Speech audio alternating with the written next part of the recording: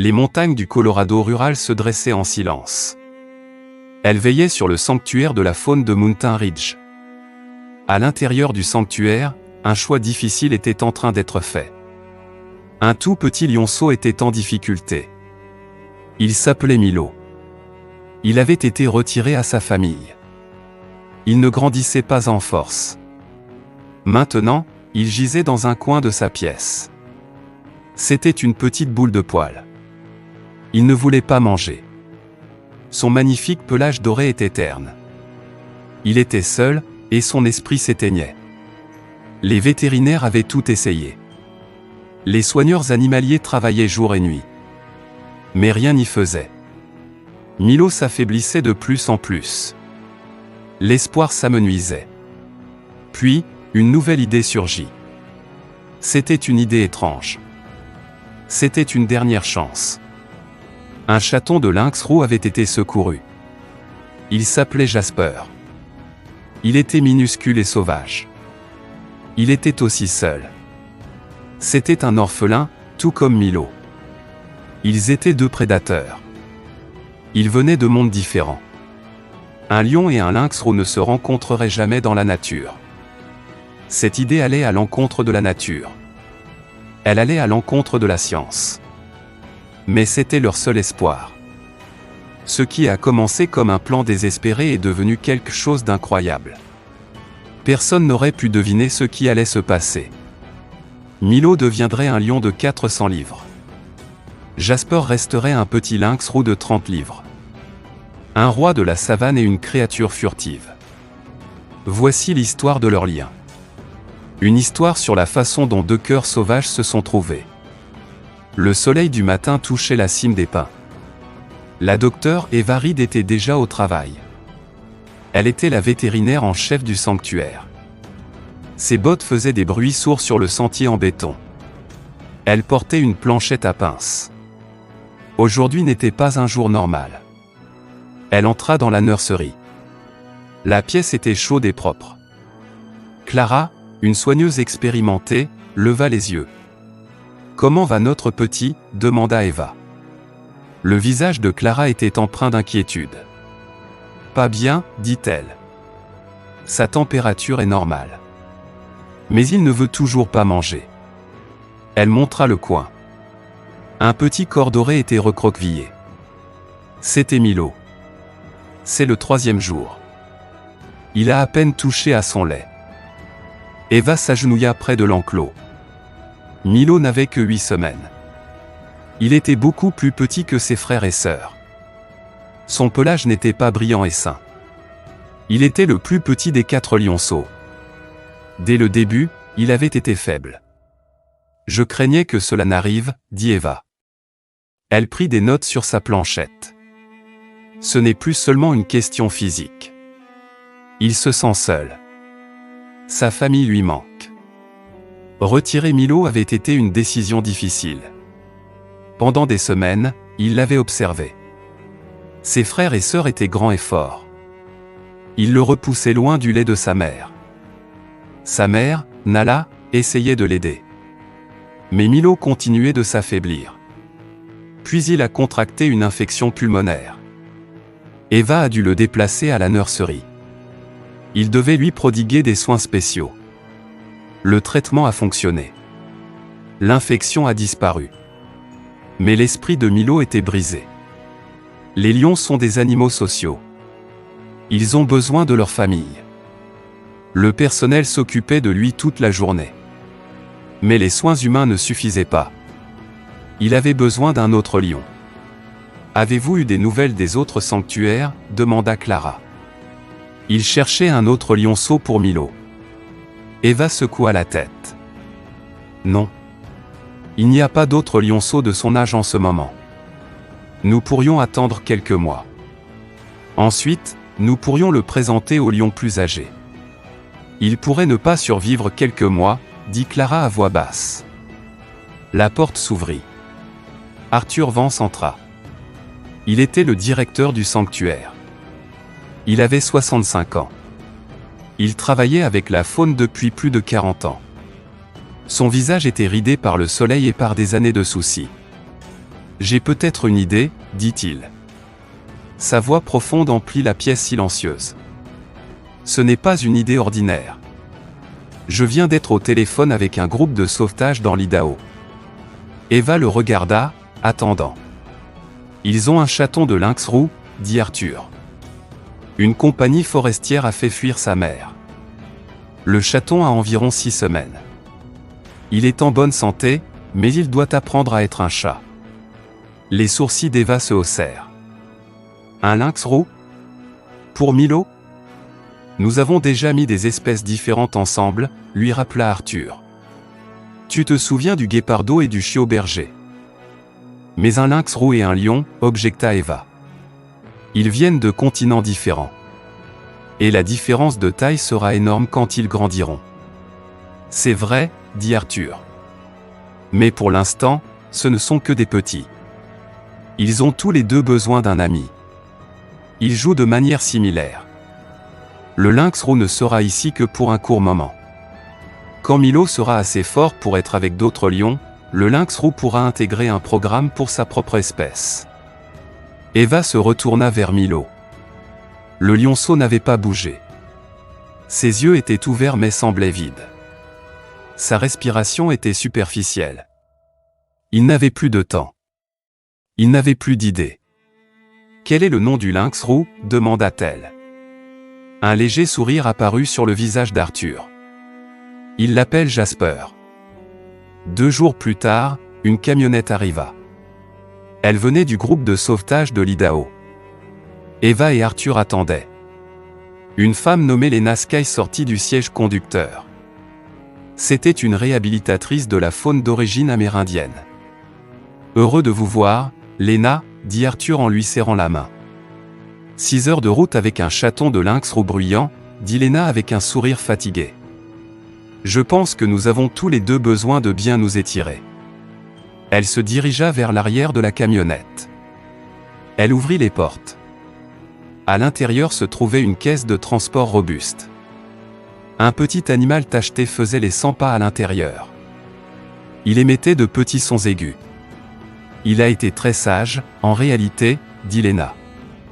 Elle sortit la caisse. Il mange bien. Il a beaucoup d'énergie. Il n'aime juste pas les voitures. Eva regarda à l'intérieur de la caisse. Jasper était une boule de fourrure tachetée et duveteuse. Il avait d'énormes pattes et des oreilles touffues. Il reniflait l'air, curieux. Son visage avait de belles lignes noires qui rendaient ses yeux grands et expressifs. Il est magnifique, dit Eva. A-t-il beaucoup côtoyé les humains? Très peu, dit Lena. Nous ne le manipulons que pour le nourrir et vérifier sa santé.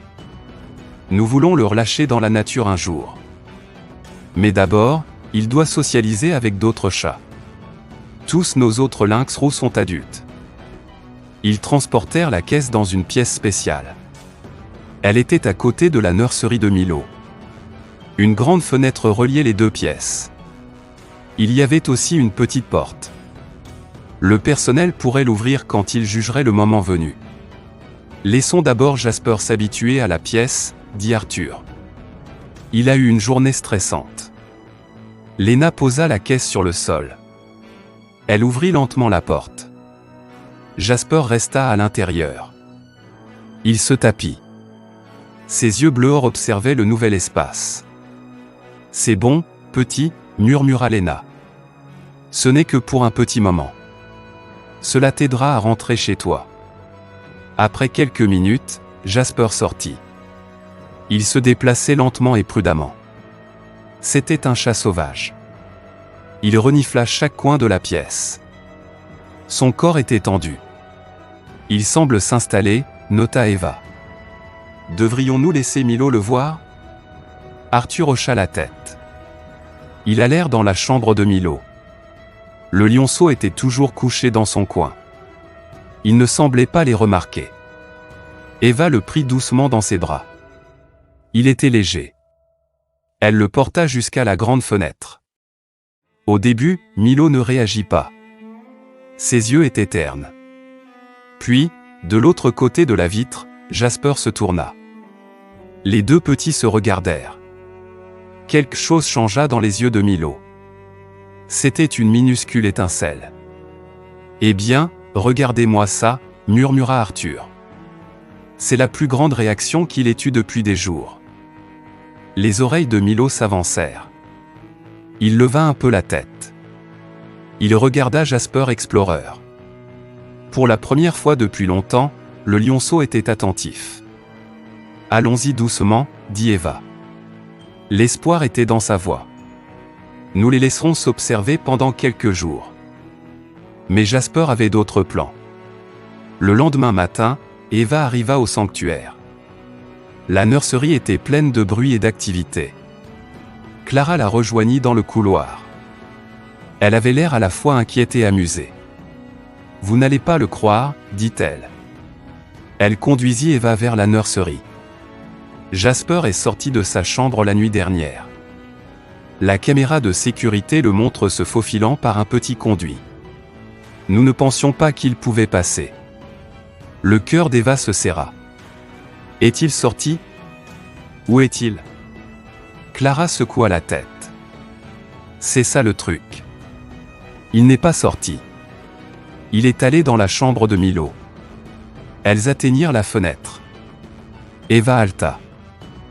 À l'intérieur, sur le lit chaud de Milo, les deux petits dormaient. Ils étaient blottis l'un contre l'autre. Le corps tacheté de Jasper était pressé contre le pelage doré de Milo. Il semblait paisible. Alors qu'elle regardait, Jasper ouvrit un œil. Il s'étira. Puis il se blottit plus près de son nouvel ami. « Nous les avons trouvés comme ça à 5 heures du matin, » dit Clara. Nous allions les séparer, mais... Elle n'eut pas besoin de finir. La scène disait tout. La respiration de Milo est plus profonde, remarqua Eva. Sa couleur a l'air meilleure. Arthur entra, tenant une tasse de café. J'ai appelé Lena. Elle est d'accord. Nous devrions les laisser faire. Nous les surveillerons de très près, bien sûr. Eva regarda les deux petits. Sa formation lui disait que c'était risqué. Les animaux sauvages étaient imprévisibles. Mais ce qu'elle voyait devant elle n'était pas risqué. C'était magnifique. Les deux petits animaux se réconfortaient mutuellement. « D'accord, dit-elle. Mais je veux que quelqu'un les surveille en permanence. Au premier signe de problème, nous les séparons. » Mais il n'y eut aucun problème. Quand les petits se réveillèrent, Jasper commença à jouer. Il grimpa sur Milo. Le personnel regardait, retenant son souffle. Milo répondit. Il donna de légers coups de patte au lynx roux. Cet après-midi-là, Milo mangea un bol entier de lait. Il le but entièrement pendant que Jasper le regardait. Quand Milo eut fini, Jasper s'approcha. Il renifla le visage du lion. On aurait dit qu'il donnait son approbation. C'est comme s'il l'encourageait, dit Clara depuis la fenêtre d'observation. Eva hocha la tête.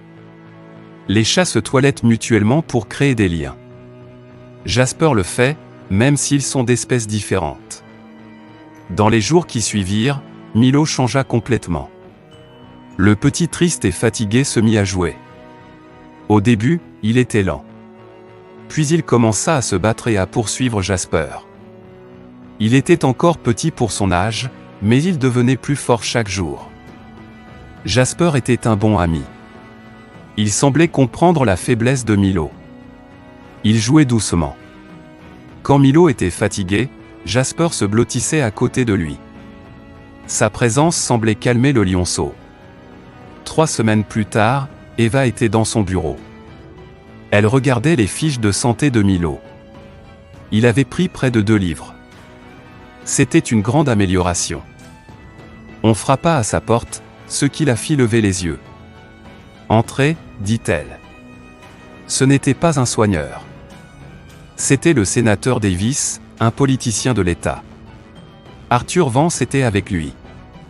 Le sénateur était un grand partisan du sanctuaire. « Docteur Reed », dit le sénateur avec un sourire chaleureux. « Arthur m'a parlé de votre projet spécial. Puis-je voir le célèbre duo ?» Eva les conduisit à la fenêtre d'observation. À l'intérieur, Milo et Jasper jouaient à chat. Ils s'élançaient autour des jouets et des structures d'escalade. Remarquable, dit le sénateur. Il regarda Milo bondir sur le petit lynx trop rapide. Jasper a fait le premier pas, expliqua Eva. Mais Milo avait besoin d'un ami. Le sénateur parut pensif. Il y a un message puissant ici. 2 sortes de chats. L'un d'Afrique, l'autre d'Amérique du Nord. Trouvant un moyen d'être amis. C'est un symbole pour notre époque. Arthur hocha la tête. Nous étudions leurs liens. Mais leur histoire aide aussi les gens. Nous avons partagé des nouvelles avec un hôpital pour enfants. Les enfants là-bas adorent entendre parler de la guérison de Milo. Je comprends pourquoi, dit le sénateur. Avez-vous pensé à partager leur histoire avec plus de gens? Cela pourrait aider à collecter des fonds et à sensibiliser à la conservation. Eva n'était pas sûre. Son travail principal était de protéger les petits. Nous les surveillons toujours de près, dit-elle. Nous ne voulons pas les déranger juste pour la publicité. Bien sûr, acquiesça le sénateur. Mais peut-être pourriez-vous autoriser quelques visiteurs. Avec des règles strictes. Ce pourrait être très éducatif. Ils continuèrent à parler. Dans l'enclos, les petits continuaient de jouer. Ils ne savaient pas que leur amitié devenait célèbre. À l'âge de 6 mois, les 2 petits avaient beaucoup grandi. Milo était plus fort. Il avait un début de crinière autour de son visage. Jasper était toujours beaucoup plus petit, mais il était svelte et musclé. Ses instincts sauvages étaient aiguisés. Leur pièce avait été agrandie. Elle avait maintenant un espace extérieur. Ils pouvaient sentir le soleil et le vent. Le personnel craignait qu'en grandissant, ils ne se battent. Mais leur lien ne fit que se renforcer. Ils chassaient des jouets ensemble. Ils partageaient la nourriture. Ils dormaient toujours blottis l'un contre l'autre, même si Milo devenait beaucoup plus grand. L'histoire de leur amitié se répandit. Un auteur de livres pour enfants écrivit un livre sur eux. Des magazines écrivirent des articles. Une équipe de tournage vint pour faire un documentaire. Eva s'assura qu'il y avait des règles strictes. Le bien-être des petits était toujours la chose la plus importante. Mais elle ne pouvait nier le bien que leur histoire faisait. Les dons au sanctuaire augmentèrent. Des écoles lancèrent des clubs d'amitié Milo et Jasper pour collecter des fonds pour les animaux. La visiteuse la plus importante fut une petite fille de 8 ans nommée Lily. Elle avait une leucémie. Son vœu le plus cher était de rencontrer les 2 amis. Elle avait suivi leur histoire depuis son lit d'hôpital. Milo était malade aussi, dit-elle à Eva. Elle se tenait à la grande fenêtre d'observation. Elle portait un masque de protection. Mais il a guéri parce qu'il avait un ami. J'ai aussi des amis à l'hôpital. Eva avait préparé les petits pour la visite. Ils étaient doux et calmes. Ils s'approchèrent de la fenêtre où se tenait Lily. Milo pressa sa grosse patte contre la vitre. C'était juste en face de la petite main de Lily. Tous ceux qui regardaient avaient les larmes aux yeux. Ces moments montrèrent à Eva que leur lien était spécial. Ils guérissaient les animaux. Et ils guérissaient les gens qui entendaient leur histoire. Mais une question difficile demeurait. Que se passerait-il à l'avenir? Quand Milo eut 1 an, le personnel commença à en parler. Il devait décider de la suite pour lui. Il doit apprendre à être un lion, dit Damian, un expert senior. Plus nous attendons, plus il sera difficile de l'introduire dans une troupe. Mais son lien avec Jasper est ce qui l'a sauvé, argumenta Eva. Si nous brisons ce lien, il pourrait retomber malade. Le public voyait une belle histoire. Mais en coulisses, les choix étaient difficiles. La conservation des lions avait besoin de mâles forts et en bonne santé pour la reproduction. Et Jasper était censé retourner à la vie sauvage. Son lien avec un lion rendait cela très compliqué. La réponse vint d'un autre sanctuaire. Une jeune lionne arriva. Elle s'appelait Zola. Elle avait 14 mois. Elle avait grandi avec d'autres lions. Au début, Zola fut gardée dans une zone séparée. Mais elle et Milo pouvaient se voir et se sentir. La réaction de Milo fut une surprise. Il était toujours le meilleur ami de Jasper. Mais il était très intéressé par Zola. Il la regardait pendant des heures. Il lui faisait de faibles rugissements. C'était la première fois qu'il se comportait comme un lion avec un autre lion. Cela pourrait être notre chance, dit Arthur lors d'une réunion du personnel. Nous pouvons les présenter lentement. Pas une séparation soudaine. Ils élaborèrent un plan minutieux. Milo et Zola auraient de courtes visites ensemble. Jasper serait toujours là au début. Ils augmenteraient lentement la durée. Jasper aurait toujours son propre espace sur où aller. La première rencontre fut tendue. Zola était plus grande que Milo. Elle était confiante. Milo se tenait près de Jasper, le protégeant. Jasper observait la grande nouvelle lionne avec sa prudence habituelle. Mais Zola n'était pas agressive. Après quelques reniflements prudents, elle sembla accepter les tranches du haut. Elle commença même à jouer avec eux. Une nouvelle famille se formait. Milo passait du temps avec Jasper et Zola. Ses amitiés étaient différentes. Avec Jasper, il était à l'aise et familier. Ils étaient frères. Avec Zola, il apprenait à être un lion. Il apprenait les sons et les jeux sociaux de sa propre espèce. Il construit un pont entre deux mondes, dit Lena lors d'une visite. Ce n'est pas ce que nous avions prévu. Mais c'est peut-être ce dont ils avaient tous les deux besoin. Jasper changeait aussi. Il devenait plus indépendant. Parfois, il partait explorer seul. Il s'asseyait sur un rocher élevé et observait tout. Mais chaque nuit, il revenait dormir à côté de Milo. 2 ans après leur première rencontre, le sanctuaire organisa un événement spécial. C'était une fête pour célébrer les amis improbables. Des sympathisants, des journalistes et une Lily en bonne santé vinrent. Elle coupa le ruban d'un nouveau centre éducatif. Il fut nommé d'après Milo et Jasper. Derrière la scène, Eva relut ses notes. Les 2 dernières années lui avaient tant appris. Les informations qu'ils avaient recueillies aideraient d'autres animaux pour les années à venir. Milo était maintenant un jeune lion adulte. Il avait une magnifique crinière. Il vivait maintenant avec Zola et 2 autres lionnes. Mais son lien spécial avec Jasper était toujours aussi fort. Jasper était maintenant un lynx roux adulte. Il pesait environ 30 livres. Milo pesait 400 livres. Jasper avait une porte spéciale pour entrer dans l'enclos des lions. Elle était trop petite pour que les lions l'utilisent. Les visiteurs adoraient voir Jasper assis sur un rocher élevé, dominant son royaume. Et parfois, tôt le matin, il était encore blotti à côté de son frère lion.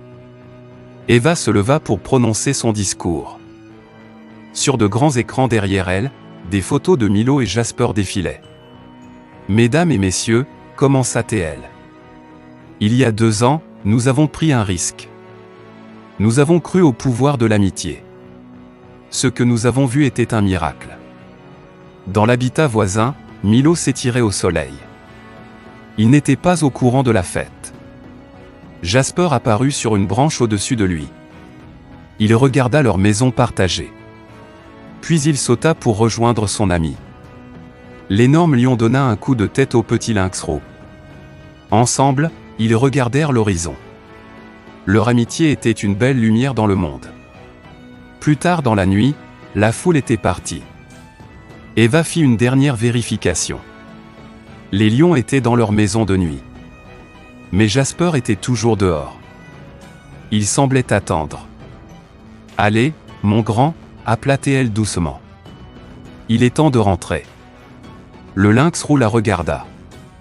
Puis il se dirigea vers la petite porte qui menait à la chambre de Milo.